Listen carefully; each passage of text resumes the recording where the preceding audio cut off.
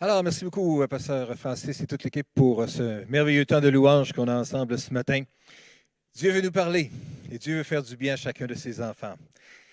Ce matin, j'aimerais faire un retour sur le message, l'excellent message de Pasteur Jean-Frédéric la semaine dernière sur le géant de chaque génération.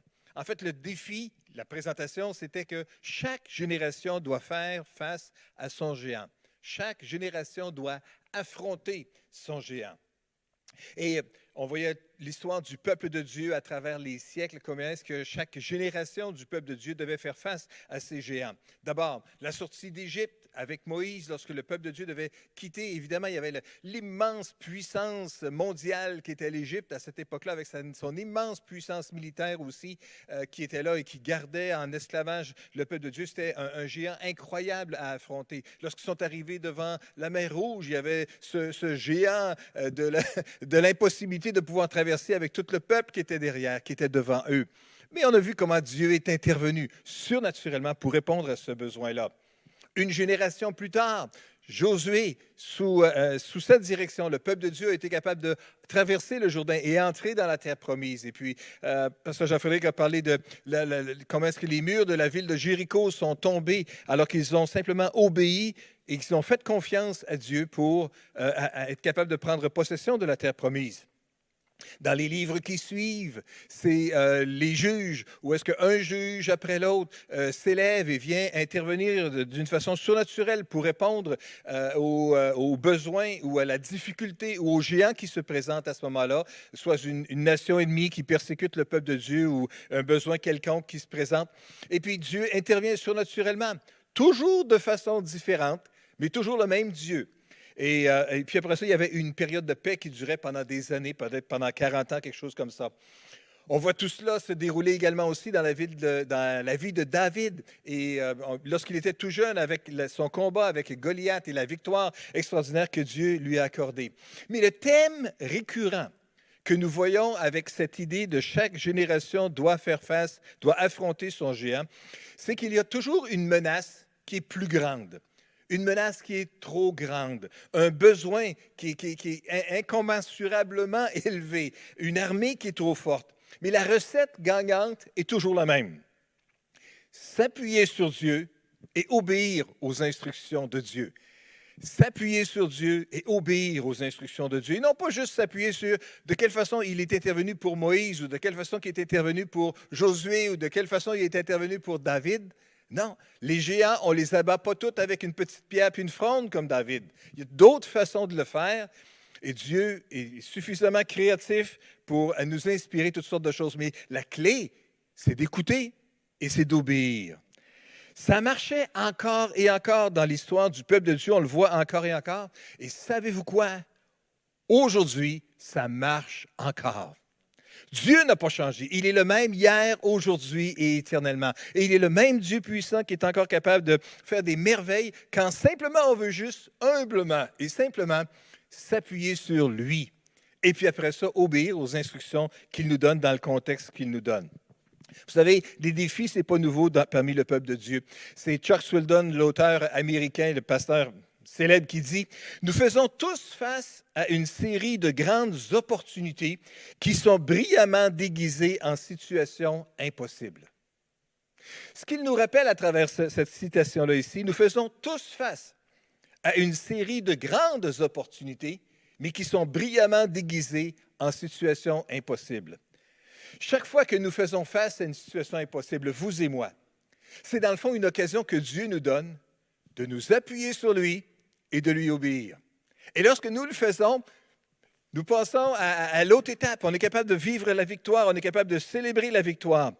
Chaque génération doit apprendre à s'appuyer sur Dieu pour faire face à son géant. Et la victoire sur ce géant-là fortifie la foi, fortifie la confiance, fortifie le désir d'obéir et suscite ce désir de vivre encore une autre aventure avec le roi des rois et le seigneur des seigneurs. Chaque génération doit apprendre à s'appuyer sur Dieu. Aujourd'hui, nous sommes dimanche le 20 septembre 2020. Saviez-vous qu'il y a 40 ans, jour pour jour, le 20 septembre 1980, nous vivions l'inauguration du Carrefour chrétien de la capitale au 900 Le Bourgneuf. À l'époque, comme assemblée, on a dû faire face à un géant. C'était une construction qui était plus grande, tellement plus grande que ce qu'on avait expérimenté jusqu'à maintenant. Et puis après ça, cette génération-là, il y a 40 ans, qui a construit le Carrefour au 900 Le Bourgneuf, a dû faire face à une situation plus grande que nature. Si vous vous souvenez, en 1980, il y a eu une montée en flèche des taux d'intérêt et tout ça s'est passé exactement pendant la période de la construction. Ça a affecté, bien sûr, toute l'économie. L'économie mondiale, à un moment donné, a vécu des difficultés importantes. Et nous, comme Assemblée, on a été placés dans une situation de vulnérabilité. Vous savez, avoir une hypothèque à 18 ce n'est pas la même chose qu'avoir la même hypothèque à 6 Et pourtant, c'était difficile même de sécuriser une hypothèque à cause de la situation qui se présentait là. C'était une situation qui semblait impossible. Certains nous prédisaient qu'on était pour faire faillite. Et savez-vous quoi? 40 ans plus tard, on peut célébrer la bonté de Dieu, la fidélité de Dieu, qui a été capable de nous garder, de nous soutenir, de nous fortifier tout le long du chemin à travers cela. Vous savez, ça me rappelle ce passage dans le psaume 107 et verset 6 qui nous dit « Dans leur détresse, ils crièrent à l'Éternel qui les délivra de leurs angoisses. » Ils crièrent à l'Éternel et il les délivra de leurs angoisses. La recette, c'est encore la même. S'appuyer sur Dieu, lui faire confiance et lui obéir. Voyez-vous, il y a le géant que nous devons affronter. Mais mes amis, il y a pour chacun d'entre nous aussi, il y a aussi la peur du géant que nous devons gérer. Il n'y a pas juste le géant, mais il y a la peur que nous avons du géant aussi. C'était un auteur qui disait justement que les lentilles de la crainte agrandissent les dimensions de l'incertitude. Oui, quand on a plein de crainte dans notre cœur, la difficulté peut sembler encore tellement plus grande. S'appuyer sur Dieu, c'est notre secret encore et encore. Dans le psaume 20, versets 8 et 9, la Bible nous dit « Aux uns les chars et aux autres... » on recommence ça. « Aux uns les chars de guerre, aux autres les chevaux. Nous, notre confiance, nous la mettons en toi, Éternel, notre Dieu. Eux, ils fléchissent et ils tombent, mais nous restons debout et nous tenons fermement. » Encore une fois, la même recette. S'appuyer sur Dieu, se confier sur Dieu et non pas se fier sur les ressources que nous avons, sur l'aide que nous avons, sur les équipements que nous avons, comme les chars de guerre ou les chevaux à l'époque. David savait très bien qu'il devait s'appuyer sur autre chose que sur l'équipement technique qu'il avait ou l'équipement militaire qu'il avait, mais il devait s'appuyer sur Dieu.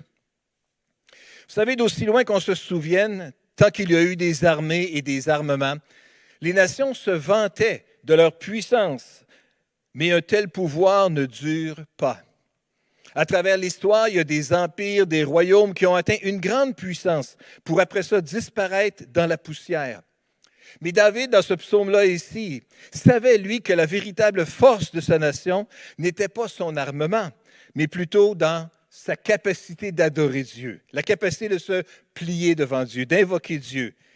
Non pas dans sa puissance de feu, mais dans la puissance de Dieu. Et parce que Dieu seul peut préserver une nation ou une personne, on a besoin de s'assurer que notre confiance repose véritablement sur Dieu qui accorde la victoire éternelle. Et ce matin, on peut se poser la question, en quoi nous confions-nous?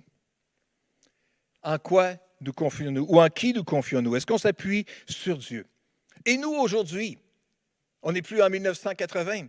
Les défis de 1980 ont été vaincus, ont été résolus. Merci Seigneur pour cela. Mais maintenant, nous nous retrouvons en 2020. Et voilà-tu pas qu'il y a encore une autre situation qui nous pète d'en face ou qui arrive devant nous ou un géant démesuré qui se présente devant nous.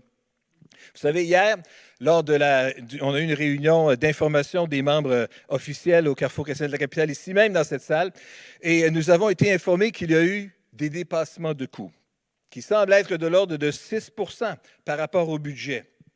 En fait, il s'agit d'un montant de 787 000 $. Et qu'est-ce qu'il y a là-dedans? Bien, qu'est-ce qu'on a fait? Qu'est-ce qu'il y a là-dedans? Il y a toutes sortes de montants qui ont été sous-estimés au niveau des équipements, au niveau de l'aménagement. Il y a peut-être des difficultés de prévision ou de bonne estimation par nos professionnels aussi qui sont en cause.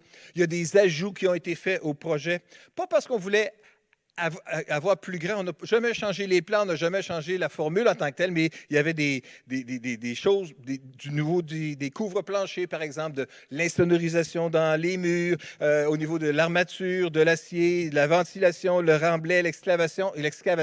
Il y a eu toutes sortes de choses comme ça qui se sont ajoutées. Il y avait des frais de construction pendant l'hiver qui ont amené pour au moins 200 000 $ de frais supplémentaires. Il y a des litiges avec notre entrepreneur aussi qui sont là-dedans. Puis il y a des choses qu'on a oubliées, il y a des choses qu'on a échappées. Un besoin, un géant, une difficulté, quelque chose qu'on n'a pas prévu se présente devant nous. Qu'est-ce qu'on va faire devant ça? Est-ce qu'on craint? Non, on s'appuie sur Dieu et on obéit à ses instructions. Ça marchait dans le temps. Ça marche encore aujourd'hui. Ça marchait il y a 40 ans et ça marche encore aujourd'hui. Et je sais qu'on va célébrer Dieu dans quelques années en se réjouissant d'une manière extraordinaire en disant « Seigneur, tu nous as aidés à vaincre encore une fois. » Et savez-vous quoi? Dieu veut qu'on vainque pour nous fortifier notre foi et notre confiance en lui parce qu'il y a tellement plus de combats devant nous autres encore, comme assemblée à livrer, pour être capable d'annoncer l'Évangile à cette population dans la ville de Québec où est-ce que Dieu nous a placés. Il y a tellement de combats encore qui sont devant nous. Mais Dieu veut fortifier notre foi une étape à la fois. Et ce combat-ci n'est juste qu'une étape dans toute cette préparation-là que Dieu veut nous donner pour l'avenir aussi. Parce que Dieu a à cœur cette ville, comme nous avons à cœur la ville. Dieu veut toucher cette ville et il veut nous utiliser. Au-delà de ce qu'on pourrait penser ou qu'est-ce qu'on pourrait planifier par nous autres mêmes, Dieu veut nous utiliser et il veut nous utiliser par sa puissance. Alors, qu'est-ce qu'on fait avec ça? Bien. On a déjà sécurisé une partie de ce montant-là à l'intérieur d'une hypothèque que nous allons avoir avec les assemblées de la Pentecôte. Nous avons fait une démarche spirituelle avec le comité de l'Église, avec l'équipe pastorale, avec le sous-comité de construction, avec le comité d'aménagement. On a pris un temps de jeûne et prière pendant 3 jours pour se mettre à l'écoute de Dieu et dire « Seigneur, qu'est-ce que tu veux? » Et puis on a élaboré certaines choses que nous pensions, que nous voyions, que nous discernions que Dieu voulait nous diriger et on veut obéir maintenant. Certains travaux seront vraisemblablement reportés, mais on ne peut pas les reporter pour toujours, mais on peut au moins les reporter de quelques mois, quelques années peut-être, quelques brèves années. Puis après ça, on peut faire appel peut-être à des frères et des sœurs qu'on connaisse qui sont de d'autres pays ou de d'autres provinces à l'extérieur qui pourront nous aider.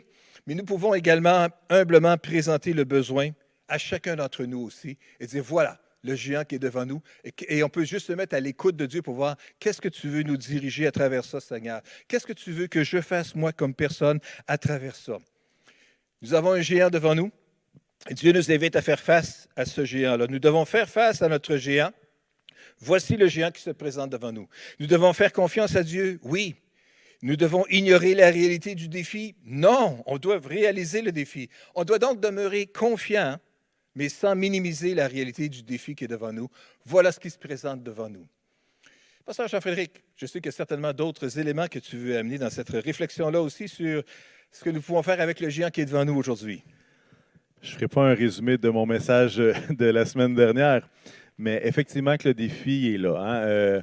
Un montant, pour compléter l'ensemble du projet, on parle de 2 787 000 $, dont 2 millions qu'on peut assumer comme en tant qu'hypothèque, comme un emprunt de l'Église.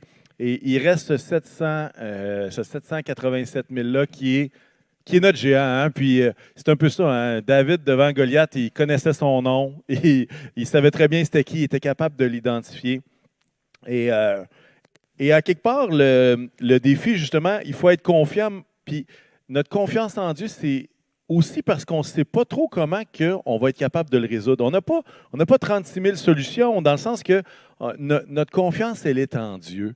Et puis, oui, il y aura des partenaires extérieurs à l'Église. On a des églises partenaires. Il y a d'autres choses il y a des démarches réelles qui vont se faire. Il y a des téléphones qui vont se faire pour justement recevoir une aide à l'extérieur de la Ville de Québec, peut-être à travers le Canada, peut-être même à travers d'autres contacts que vous et moi avez.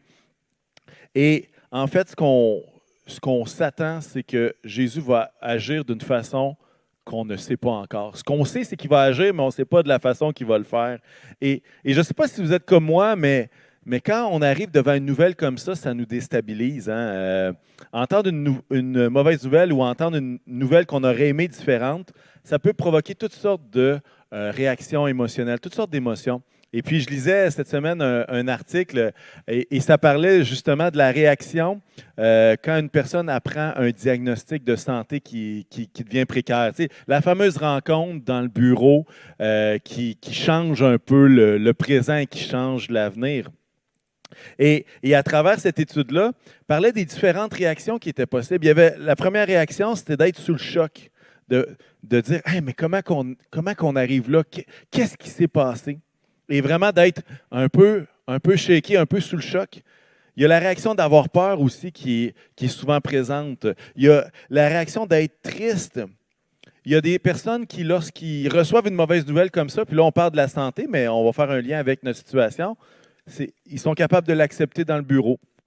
Il y en a d'autres qui voient une perte de contrôle. Il y en a qui s'en font pas trop. Et à travers tout ça, il y a un large spectre qui fait en sorte que la personne qui est assise à côté de vous, probablement qu'elle n'a pas la même réaction face à cette nouvelle que vous-même. Et je veux juste mentionner, c'est que nos émotions sont là pour... Ils nous révèlent quelque chose. Et si on est sous le choc ou si on est dans la crainte, ça nous révèle quelque chose sur nous et ça nous révèle l'endroit où est-ce que Dieu doit agir, l'endroit où est-ce que Dieu doit rassurer dans le cas où est-ce on a peur ou qu'on est sous le choc. De la même façon, et il y a tout un cheminement qui doit se faire. Et pour être très franc et honnête avec vous, puis là, je vais vous parler pour moi personnellement, mais je devine très bien qu'il y en a plusieurs autres qui ont vécu un peu ce même cheminement-là dans les équipes de construction, sous-comité, comité d'aménagement, équipe pastorale, comité de l'Église. C'est qu'on a appris ce 787 000-là il y a de ça quelques semaines. Et à travers le processus, il m'est arrivé d'être sous le choc. Il m'est arrivé d'avoir peur de ce que l'avenir nous réserverait. Il m'est arrivé aussi d'avoir de la tristesse parce que je comprenais qu'il y a des choses qu'on ne pourrait pas faire, qu'on voulait faire. Il m'est arrivé aussi de ne plus me sentir en contrôle de ce qui se passait ou d'avoir l'impression qu'on n'avait plus le contrôle. Puis, il y a certaines personnes qui l'acceptent plus facilement que d'autres. Je dois avouer que pour ma part, c'est quelque chose qui est beaucoup plus difficile à digérer que d'autres personnes. Et ça créait de l'anxiété, ça créait toutes sortes de choses. Il m'est arrivé aussi d'être découragé. Il m'est arrivé aussi d'être confiant.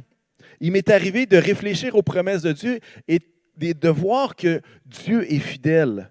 Il m'est arrivé de réfléchir à l'appel spécifique que Dieu a pour cette Église ici au Carrefour chrétien de la capitale, à Québec, et de dire « Wow, qu'est-ce que Dieu veut faire? » Il m'est arrivé que Dieu m'a rassuré. Il m'est arrivé d'avoir une foi très grande sur ce que Dieu allait accomplir à travers la situation dans laquelle nous étions. Il m'est arrivé de rêver avec lui.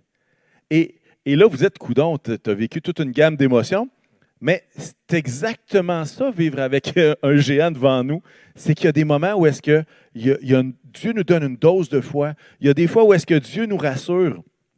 Et il y a d'autres fois où est-ce qu'on vit cette crainte ou ce choc-là. Mais moi, ce que j'ai compris à travers, puis là, c'est des semaines, c'est des années, c'est des mois, hein? Le projet de construction, ça ne date pas d'hier. J'ai réfléchi à tout ce processus-là, puis ce que je me suis rendu compte, c'est qu'à travers tout ça, j'ai grandi. À travers tout ça, ma foi a grandi.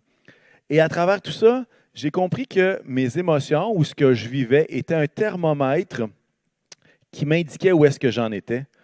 Et après, et là, je dois vous avouer que les émotions, ce n'est pas fini pour la vie. Là. Il y en aura d'autres. Il y aura d'autres situations, il y aura d'autres victoires, puis il y aura d'autres matchs nuls, disons. Il y aura peut-être d'autres défaites, je ne sais pas. Mais j'en suis venu à une conclusion qui fait 4 mots, et c'est ce que je veux vous présenter ce matin. Et ces 4 mots-là, ça dit « En lui, je crois ». En Dieu, en Jésus, je veux croire. Et un peu ce que Pasteur Paul disait tout à l'heure, l'idée que tous les géants sont vaincus à travers la confiance qu'on peut avoir en Dieu et cette assurance-là que c'est lui qui mène la barque. Et à travers les prochains mois, à travers les prochaines années, on veut convier l'Assemblée à entrer dans ce projet de croissance spirituelle pour notre Assemblée qui aura comme nom « En lui, je crois ». Et c'est un projet qui vise à nous préparer à entrer dans ce bâtiment-là, non pas uniquement physiquement, mais spirituellement. C'est un projet qui vise à nous rendre sensibles à ce que Dieu veut pour nous aujourd'hui. Et lorsqu'on est devant un géant, on a besoin de savoir l'endroit où est-ce que Dieu veut que nous soyons, dans quelle position spirituelle nous devons être. En lui, je crois, c'est un projet qui vise à faire croître notre consécration, notre fidélité. C'est un projet qui vise à mettre au défi chacun d'entre nous d'être généreux en donnant ce que le Seigneur nous demande de donner pour la construction et l'avancement de l'Église. En fait, en lui, je crois, c'est une invitation à être partenaire avec Dieu pour la construction des vies ici dans la ville de Québec. Et peut-être juste vous mentionner, il y a toute une équipe qui est avec moi qui travaille sur En lui, je crois. Et je veux les honorer vraiment. Ils ont fait un travail phénoménal. Je pense à Garlindo et à Carole Guaragna. Je pense à Michel Lefebvre, à Joyce Dogba. Je pense à Marianne Boivin, Yves Manceau et Luc Quentin.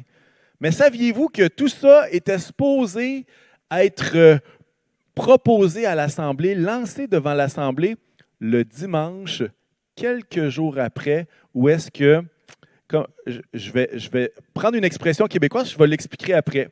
Où est-ce que le breaker de la province de Québec a fait off? On était à quelques jours du lancement et la COVID est arrivée, confinement complet, tout fermait partout, plus capable de se rassembler.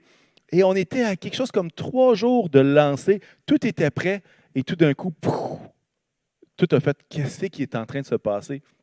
Et je ne sais pas si vous savez, mais présentement, notre perspective de la COVID, c'est de dire hey, ça ne se réglera pas dans 2 semaines. On sait que ça va prendre des mois, peut-être même des années, on ne le sait pas. Mais au départ, en mars, quand tout ça est arrivé, ben, c'était une question de semaines avant que ça soit fini. C'était une question de peut-être quelques mois. Regarde, on va réussir. On fait un petit confinement pour aider les urgences, puis après ça, tout va être beau. Mais là, finalement, plus ça avance et plus l'empêchement de se rassembler a continué. Là, ça a fait, hey, on peut pas lancer ça quelques semaines après l'entrée de la COVID. Alors, je veux juste vous dire, on n'est pas dans un contexte idéal du tout pour lancer un projet de croissance spirituelle pour notre assemblée. On aurait tellement aimé mieux de le faire en vrai, avec toute l'assemblée, et de pouvoir célébrer ensemble ce que Dieu fait. Mais Dieu nous place des fois dans des contextes qui ne sont pas idéaux, mais ça ne l'empêche pas d'agir. Et ce qu'on se rend compte, c'est qu'il y a des embûches lorsqu'on veut faire la volonté de Dieu. Et ça, je l'ai vu à travers ma vie, je l'ai vu à travers l'Assemblée. Et je pense que chaque chrétien peut comprendre que faire la volonté de Dieu, ça ne se fait pas toujours au Club Med, sur la plage, au gros soleil, sans COVID. Vous comprenez ce que je veux dire? Mais je veux juste qu'on puisse réfléchir ensemble à l'opportunité que nous avons, puis je vais vous expliquer en lui, je crois. Je vais vous donner plus de détails dans quelques instants. Mais avant d'aller là, je veux juste vous partager de qu'est-ce que c'est construire une église au Québec en 2020. Pasteur Paul parlait, ça fait 40 ans, jour pour jour, qu'on a inauguré le Carrefour chrétien de la capitale sur le boulevard Le Bourgneuf. Et même pour le Québec, et Pasteur Paul pourrait corroborer cette information-là, il n'y a pas beaucoup d'églises au Québec qui ont été construites pour être une église, dans le sens que c'est souvent des bâtiments qui ont été rénovés, rapiécés, agrandis, et tout ça fait en sorte qu'il y a une église. Mais un bâtiment dédié, c'est quelque chose qui est vraiment rare au Québec, même dans les années 80. On se projette 40 ans plus tard. Mais vous savez comme moi que construire une église au Québec, avec l'état laïque dans lequel nous sommes, c'est une grâce exceptionnelle. Et même à travers les municipalités, ce qu'on voit là, c'est qu'il y a des églises qui louent des locaux, mais maintenant, les villes exigent qu'ils soient dans le fond d'un quartier industriel pour se rassembler. Ils n'ont plus le droit de se rassembler dans des secteurs commerciaux. Pourquoi? Parce qu'ils veulent mettre les églises le plus loin possible. Est-ce qu'on réalise l'opportunité qu'on peut avoir de bâtir une église en 2020? Et je vous dis, demain matin, il y a quelqu'un qui lève la main en disant « Hey, moi, je viens des États-Unis, je veux bâtir une nouvelle église. Où est-ce qu'il faut à qui il faut que je parle pour avoir un permis? » Je peux vous garantir que cette personne-là ne trouvera jamais un terrain et ne trouvera pas la réglementation, rien du tout pour construire. Pourquoi? Parce qu'ils savent que s'ils donnent à une personne comme ça, ben, il va y avoir 5 mosquées qui vont se construire l'année d'après. Et en fait, ils veulent justement que l'État soit de plus en plus laïque. On a une opportunité incroyable. Dans l'époque des années 80, le Carrefour chrétien de la capitale a été construit sous un modèle d'évangélisation. Qu'est-ce que ça voulait dire? Ça voulait dire que l'objectif d'avoir un bâtiment, c'est d'avoir le plus de grandes salles possible. Pourquoi? Pour accueillir le plus de gens, pour qu'il y ait le plus de monde qui viennent, et puis qu'il y ait des cours d'enseignement de disciples et tout ça. Et ce qu'on s'est rendu compte, c'est que l'espace pour les enfants, c'est comme le garde-robe du demi-sous-sol. C'était à peu près ça en termes d'installation.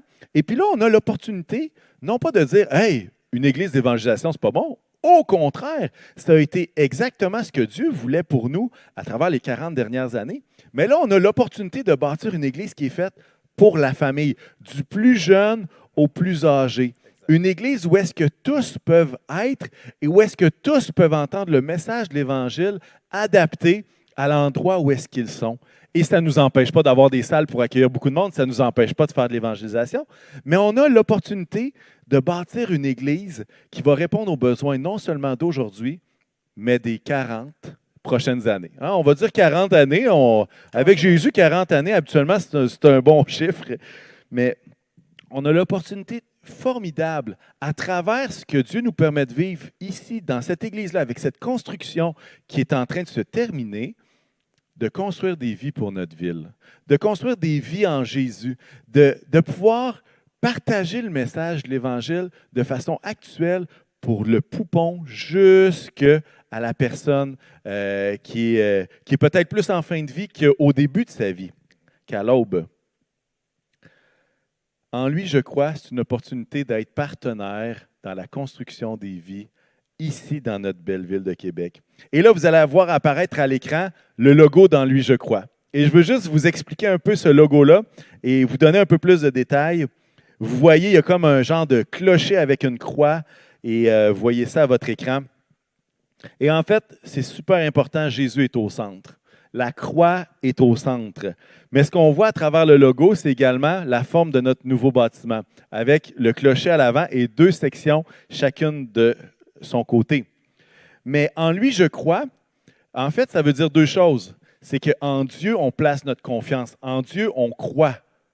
On a cette foi-là. Mais également, en Dieu, en lui, on croit, on grandit. Le verbe croître. Et c'est là que les 2 sections de l'Église que vous voyez sur le logo font une flèche qui vont vers le haut. Grandir à la ressemblance de Jésus.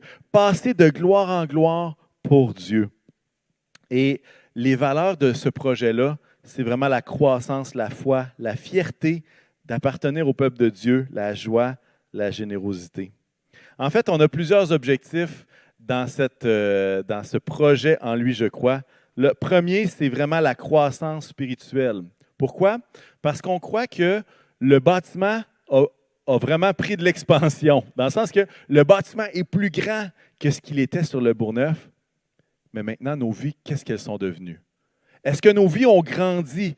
Et est-ce qu'on a eu une croissance spirituelle? Et moi, je crois que Dieu nous appelle, et je sens ça depuis plusieurs mois, voire même années, que Dieu nous appelle à être prêts à ce qu'il veut faire ici. Et on a besoin de grandir dans la foi pour être capable d'être ce phare, d'être capable d'être cette Église qui atteint la ville dans laquelle nous sommes. On a besoin, comme assemblée, d'une plus grande mesure de foi. On a besoin d'une plus grande mesure de confiance en lui. Et en lui, je crois, va nous mettre au défi, chacun de nous, de grandir dans la foi. On prie pour plus de consécration, plus de fidélité. Un autre objectif que nous avons, c'est de laisser le Saint-Esprit diriger nos vies. Qu'est-ce que je veux dire par là? C'est d'être à l'écoute. Et devant le géant, on a besoin de se mettre à l'écoute de Dieu. Pourquoi? Parce qu'on veut être vraiment à l'endroit où est-ce que Dieu veut que nous soyons. Comme l'histoire de Jéricho. Hein, s'ils avaient attendu sur le bord de la rivière, les murs ne seraient pas tombés. Mais parce qu'ils ont obéi, ils ont entendu ce que Dieu voulait, ils ont été capables de faire le tour 6 jours consécutifs sans trop parler. Et ils ont vu la délivrance de Dieu. Et on veut être à l'écoute pour savoir, Seigneur, à quel endroit tu veux que nous soyons. Autant comme assemblée que chacun de nous comme individu, comme famille. On veut réfléchir à travers ce projet à notre relation avec l'argent. Et ça, c'est quelque chose qu'on ne parle peut-être pas assez souvent, mais notre relation entre le royaume, l'argent et tout ça. On veut, à travers le projet, un autre objectif, c'est de fixer nos yeux sur notre mission comme assemblée, à être une église où Jésus construit les vies. Comment est-ce qu'on va faire ça? J'aimerais vous dire que ça aurait été beaucoup plus facile si on avait un culte régulier avec nos activités régulières, avec nos petits groupes qui fonctionnent de façon régulière, avec notre ministère d'enfants qui fonctionne comme d'habitude. Mais ça ne nous empêche pas. Moi, je réfléchissais cette semaine, puis les circonstances ne pourront jamais t'empêcher d'avoir une relation avec Jésus. Que la COVID soit grosse, qu'on soit en orange, en vert, en jaune ou en code rouge, il n'y a aucune circonstance extérieure qui t'empêche de grandir avec Jésus. Est-ce que parfois c'est plus difficile? Je nous l'accorde. Mais ce que je veux dire, c'est que les circonstances ne sont pas un argument valable pour dire qu'on n'a pas besoin de grandir ou qu'on n'est pas capable de le faire. On a besoin de grandir dans la foi. Et les moyens qu'on va utiliser, il y a certainement des messages, des prédications dans les prochaines semaines qui vont arriver. Il va y avoir des informations qu'on va vous donner. Il y a également des choses qui ont été planifiées pour nos petits groupes qui continuent. Il y a le site web enluijecrois.ca également qui va donner toutes sortes d'informations sur c'est quoi le besoin, sur c'est quoi la vision. Et je pense que ça sera quelque chose de bien intéressant. On aura des communications ouvertes aussi avec l'évolution, parce qu'à travers ce projet-là, à travers le besoin qu'on mentionne à la famille du Carrefour, je pense que chacun d'entre nous, on a une responsabilité d'être à l'écoute de Dieu pour savoir qu'est-ce que Dieu veut qu'on fasse. C'est quoi notre part dans ce 787 000? C'est quoi notre part à nous? Qu'est-ce que Dieu nous appelle? Peut-être à donner, peut-être à appeler des gens autour de nous. Il y aura des communications ouvertes sur où est-ce qu'on en est, autant au niveau de la construction, du besoin, des résultats. Quand on pourra se rencontrer en live, il y aura d'autres suggestions qui pourront être faites également. Et l'objectif principal, c'est de grandir spirituellement et on va se mettre au défi les uns les autres de continuer d'avancer, de faire des pas de foi, de faire des pas d'obéissance, de faire des pas de fidélité. Et déjà, je sais que quelques personnes de l'Assemblée étaient au courant dans lui, je crois, et j'ai entendu déjà des histoires de Dieu qui commence à travailler les cœurs et qui est en train déjà de pourvoir à des choses qui étaient impossibles il y a de ça quelques mois. Des choses qui étaient impossibles. Des choses que Dieu mettait à cœur, puis il disait, ben, c'est beau que tu me mettes ça à cœur, mais je n'ai pas les moyens. Et finalement, Dieu est en train même de le faire avant même que le projet ne soit lancé. Je pense que comme assemblée, on a besoin de prier. On a besoin de prier et on a besoin de prier. En fait, la croissance spirituelle sans prière, je n'ai pas vu ça beaucoup dans les Écritures. Puis on est dans une situation où est-ce que, franchement, on ne sait pas comment Dieu va pourvoir. Hein, il y a un défi devant nous, on ne sait pas comment il va pourvoir, mais on sait que la prière a une grande efficacité et on sait que Dieu peut nous diriger dans la prière. Et on demande à chacun de continuer de prier. Les géants de chaque génération, Pasteur Paul le disait, je le disais aussi, tombent dans l'obéissance d'hommes et de femmes comme vous et moi. Et on a une opportunité formidable de voir Dieu agir dans la vie de notre Église et dans chacune de nos vies. Pasteur Paul disait tantôt, hein, les géants, c'est une opportunité déguisée que Dieu utilise pour nous faire grandir, pour nous faire avancer. J'aimerais vous partager un texte dans 2 Thessaloniciens et au chapitre 1, versets 3 et 4. Ça va dire, frères et sœurs, nous devons constamment dire à Dieu toute notre reconnaissance à votre sujet, et cela est juste, parce que votre foi fait de grands progrès, et que l'amour mutuel que vous vous portez tous augmente de plus en plus. Aussi, sommes-nous fiers de vous dans les églises de Dieu à cause de votre persévérance et de votre foi au milieu de toutes les persécutions et les difficultés que vous supportez. Et c'est là ici qu'on voit que les circonstances ne sont pas un empêchement à ce que notre amour augmente, ne sont pas un empêchement à ce que notre foi progresse, ne sont pas un empêchement à ce que l'apôtre Paul dit, je suis reconnaissant de à quel point est-ce que vous grandissez, même si vous êtes au milieu de l'épreuve, au milieu des difficultés. Et peut-être que ça pourrait nous faire réfléchir. Il y a plusieurs personnes dans la Bible, et je ne veux pas toutes les nommer, mais que c'est à travers l'épreuve qu'ils ont grandi le plus. Peut-être que dans votre vie, c'est la même chose. Dans la mienne, c'est effectivement le cas. C'est dans des cas, dans des situations qui étaient impossibles, où est-ce que Dieu s'est révélé et m'a fait grandir d'une façon incroyable. Comme je vous disais, il n'y a rien d'idéal dans ce qu'on fait présentement, dans le sens qu'on lance ça à distance par Internet alors qu'on aurait voulu autre chose. Mais franchement, Dieu est souverain et il connaît toutes choses. Maintenant, le besoin, on l'a exprimé de façon claire. Peut-être vous dites, mais c'est quoi le rapport entre la croissance spirituelle puis l'idée d'avoir un besoin financier? Bien, moi, j'aimerais vous dire que il y a un lien entre les deux. Est-ce que l'idée de l'argent, c'est le seul moyen que Dieu utilise pour nous faire grandir spirituellement? Ce n'est pas ça que je suis en train de dire du tout. Mais ce que je suis en train de dire, c'est que lorsqu'on fait des pas de foi et lorsque Dieu nous met au défi, même à travers nos finances, hein, mettez-moi au défi où vous verrez les écluses des cieux s'ouvrir. Il y a quelque chose là qui est un point majeur dans notre société où est-ce que lorsqu'on est trop attaché à l'argent, qu'est-ce qui se passe? On a de la misère à être attaché à Dieu. Hein? Et il y a un lien entre les deux. Et dans les prochaines semaines, on va continuer d'en parler. Mais je veux juste vous mentionner qu'en lui, je crois, c'est pas une campagne de financement, là. C'est un projet pour grandir dans la foi et être obéissant à ce que Dieu veut que nous fassions. Mais, parallèlement à ça, il y a effectivement un besoin dans lequel je crois que Dieu veut nous interpeller, chacun d'entre nous. Maintenant, je veux parler au nom de l'équipe Pasto, de l'équipe du sous-comité de construction, les gens qui travaillent. On n'est pas en train de vous dire aujourd'hui, « Hey, nous, on a fait notre job, là. On a fait des plans, on a permis que la construction soit faite, puis maintenant, on veut que le fardeau soit tout sur vous. » Ce n'est pas ça qu'on est en train de dire. Mais en lui, je crois, ce qu'on est en train de dire, c'est, est-ce que vous voudriez porter ce fardeau-là avec nous? Est-ce que vous voulez porter ce rêve avec nous pour notre ville, pour la construction des vies dans notre belle ville de Québec? Est-ce que vous voulez vous tenir avec nous dans la brèche pour intercéder afin que Dieu puisse agir de façon puissante encore aujourd'hui et pour les 40 prochaines années? Est-ce que vous pouvez imaginer lorsque les gens ont construit le 900 boulevard Le Bourgneuf et qui se sont mis à prier devant le géant? Est-ce que vous pensez vraiment qu'ils imaginaient tous les gens qui ont donné leur vie au Seigneur depuis les 40 dernières années? Est-ce qu'ils imaginaient tous les enfants qui ont entendu parler de Jésus à travers les 40 dernières années? Est-ce qu'on pense à toutes les retraites de leaders, retraites de jeunesse, retraites de femmes, retraites des hommes et tous ces moments où est-ce que Dieu a fait vivre des moments d'éternité avec des hommes, des femmes, des enfants, des jeunes? Jamais il aurait pu imaginer tout ça.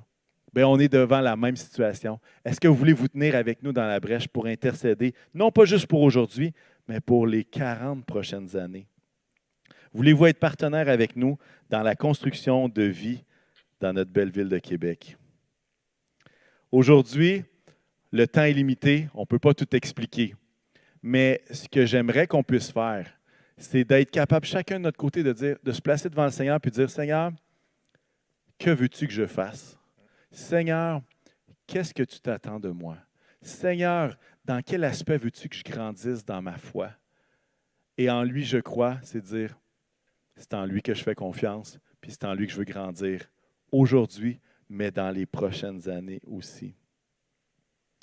Je veux finir par un texte qui a été écrit par Cécile Dallot et qui exprime un peu et qui fait un beau résumé de ce que Pasteur Paul a apporté aussi au départ et qui va comme suit. Ça fait un petit peu un historique de la vie du Carrefour chrétien de la capitale. En 1974, un désir, un besoin, une idée naît d'une communauté francophone au sein de l'Evangel Pentecostal Church.